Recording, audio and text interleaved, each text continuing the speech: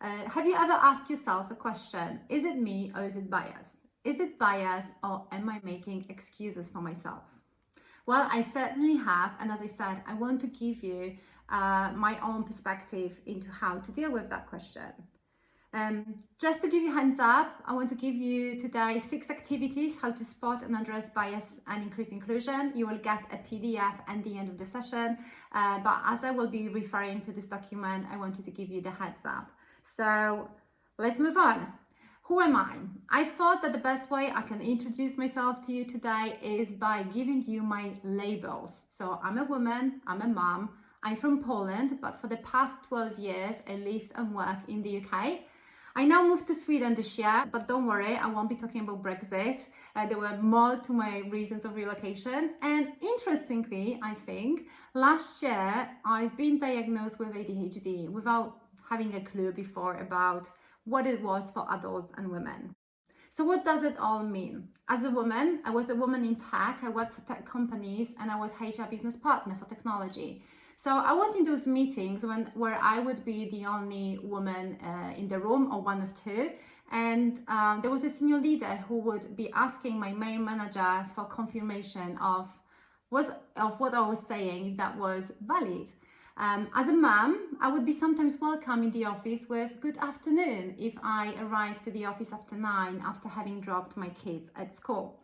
Well, the childcare in the UK is more expensive than in Sweden, just saying.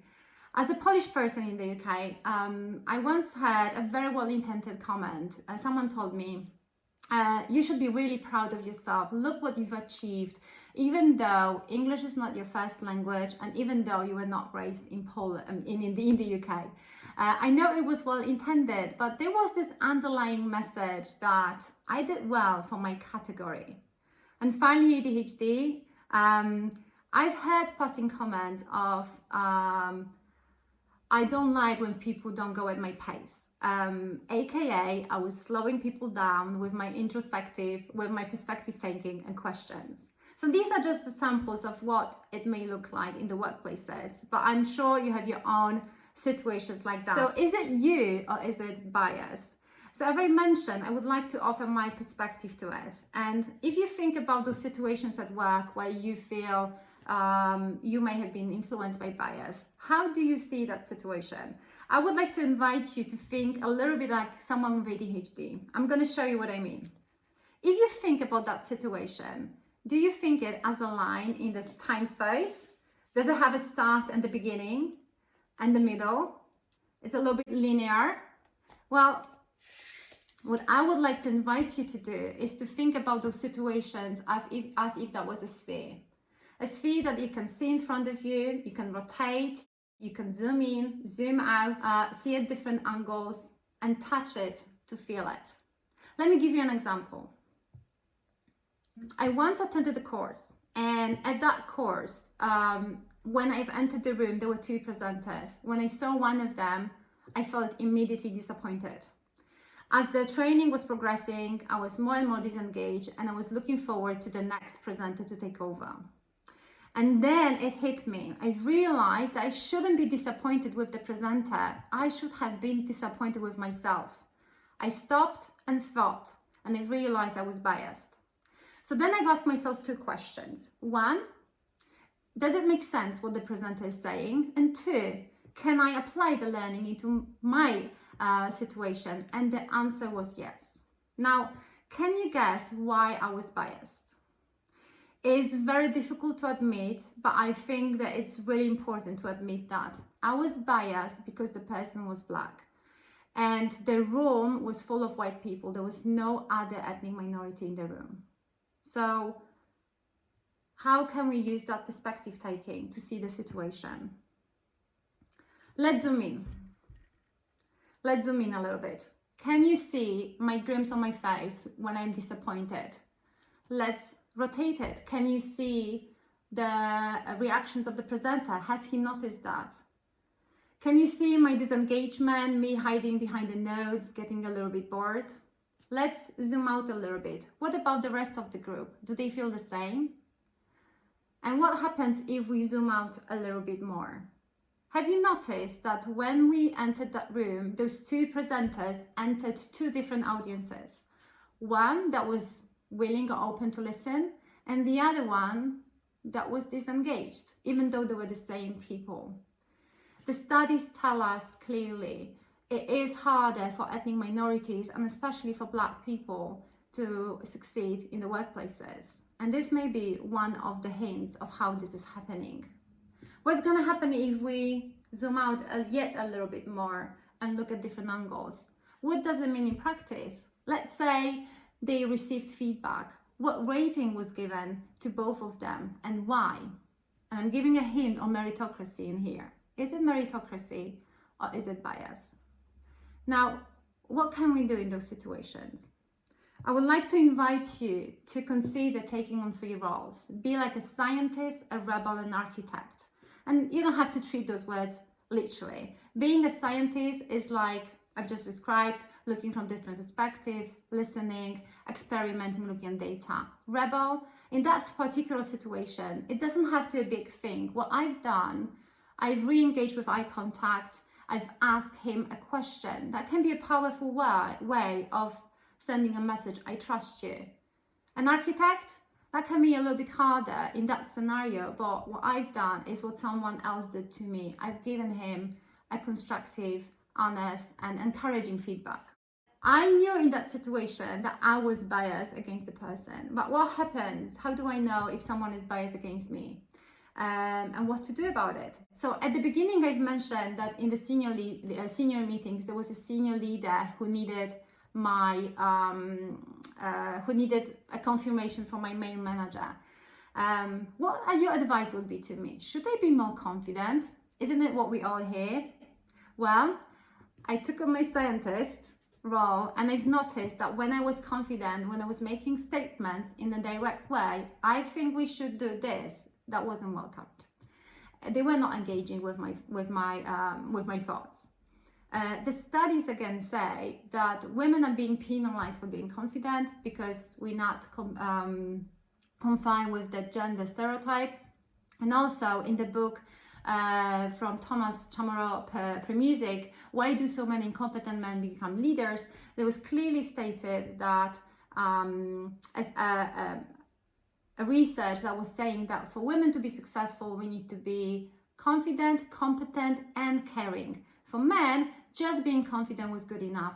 And these are the challenges that we do come across in the workplace. So how could I be a rebel? Now, I don't advise you to go and call out the rebel unless you have the cultural language and tools to do it in your organization. But I did what I thought I was good at. I tapped into my strength, and instead of making those statements, I've asked questions. So instead of saying, I think we should do this, I said, how about we do this? Or would you agree that if we do this, this may lead to this and that? And what was happening? Suddenly, the room was changing for me. And at one point, the question was reversed back to me. They were now ready to listen. Anna, what do you think about it? And of course, I had some thoughts. So this is another small way how we can be rebels. What about the architect? In the handouts I'm going to give you, I break out that scenario into more detail. So you may, if you're interested, refer back to that one. Now, I'm jumping ahead. Now, what about the architect? I was once in an organization where at the very beginning I was advised, make sure you always look busy, and foreigners are never being promoted in here. Whoa. Interestingly, a year later, I was promoted, and 5 years later, when I was relocated elsewhere in the UK, yes, there's a pattern into my career, the same colleague told me, good luck, I know that you're going to do well, and even if you won't do well, even if you won't get the role you want, you're going to make it into your own. And I really appreciated that, because it meant that she acknowledged that I could be an architect of my career. Today I know it's called job crafting, and again in your handout you're going to get an exercise on how to influence others, people's perspective on you. So I think it's really worth for you having a look at that. But the message in here is that being your true authentic self can pay off, And if we do when we play to our strengths, this is when we can benefit from. Now, I've mentioned at the beginning that dealing with bias, it's about dealing with the nuances. And I didn't have my ADHD diagnosis until a year ago, but I've been encountering biases in terms of I wasn't similar to others, my way of thinking wasn't as linear as others, and I've realized that over the years those micro messages from my education through different workplaces impacted the way I was. And I'm going to give you an example, because I've done an interview with a friend of mine who said that I was a completely different person and she did not recognize me. That was recorded on Zoom. And have a look on this video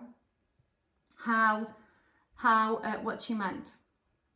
So we're gonna play a video now when we're gonna compare me when I'm not so much authentic self, what micro messages did to me, and how it's and me when I'm more natural.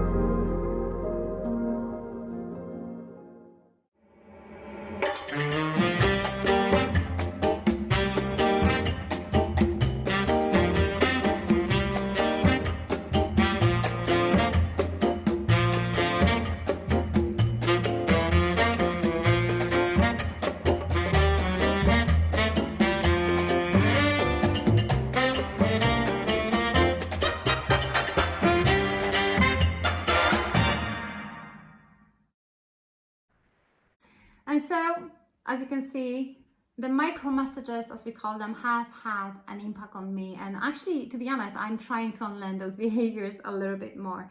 But I wanted to tell you that it is a real thing, and those moments do impact us. And I think, and I do believe that we sometimes can feel a little bit torn between what we have to do. So, does it pay off to be authentic self or not? It is all relative. I think you will have to agree with my ADHD brain that things are barely ever black and white, and we have to be able to adapt. So let's have a look at the summary. I do feel like we're sometimes being pulled with different advices and different thoughts. Is it me? Is it them? And the challenges that we face at work. But I do believe as well that there are ways that we can play to our strengths, observe, create a network, taking care of ourselves and taking care of those around us. Be the scientist, rebel, and architect for ourselves and for others. And this way we can be pulling each other's together into the right direction. So I'm going to leave you with one exercise to do, although I did mention 6. So you can choose what you want. One of them looks like this way, that you can analyze your own situations with those angles. But this is the promised handout.